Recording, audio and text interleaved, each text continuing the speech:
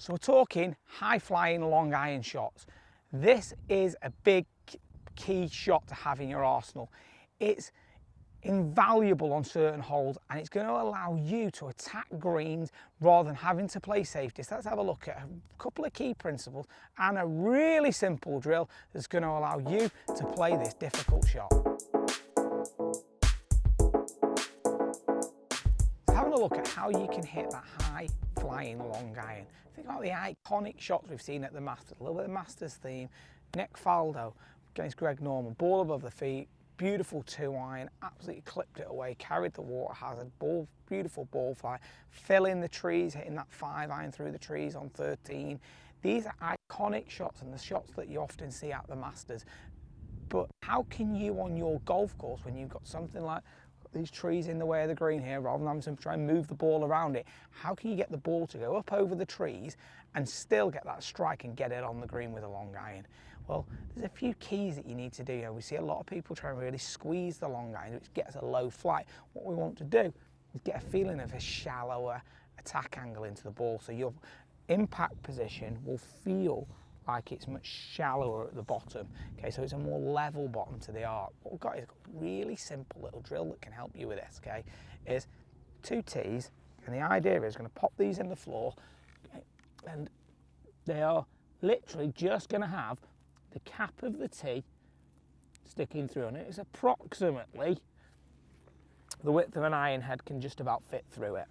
Now the idea that I'm trying to do is, as I'm making my swing, I'm going to take my normal back swing, bring it through, and get the feeling of how I can almost shallowly grab both tees and how it will come through on a longer arc for the ball, so it's staying lower to the ground in this area through the impact position, and which will deliver more loft. If I start to hit down on it, I deliver less loft. So it's really good if I'm in the wind and I want to hit that low one, but I need to get it over.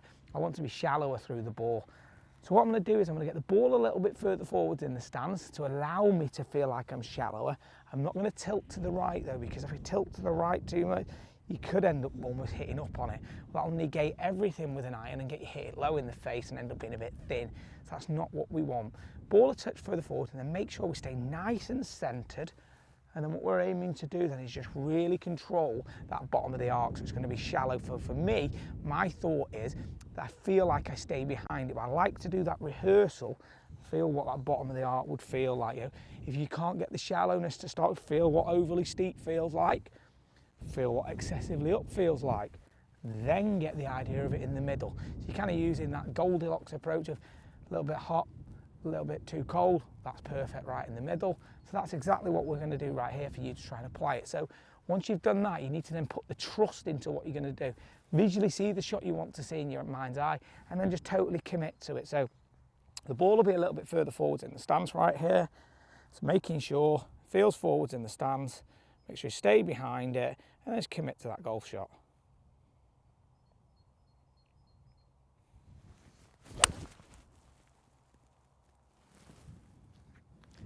So that for me there, I was able to pick that off the top, really clean bottom to the arc, good solid strike, launched it over the trees, and that's going to be somewhere up near the green, and that's exactly what you're wanting to do.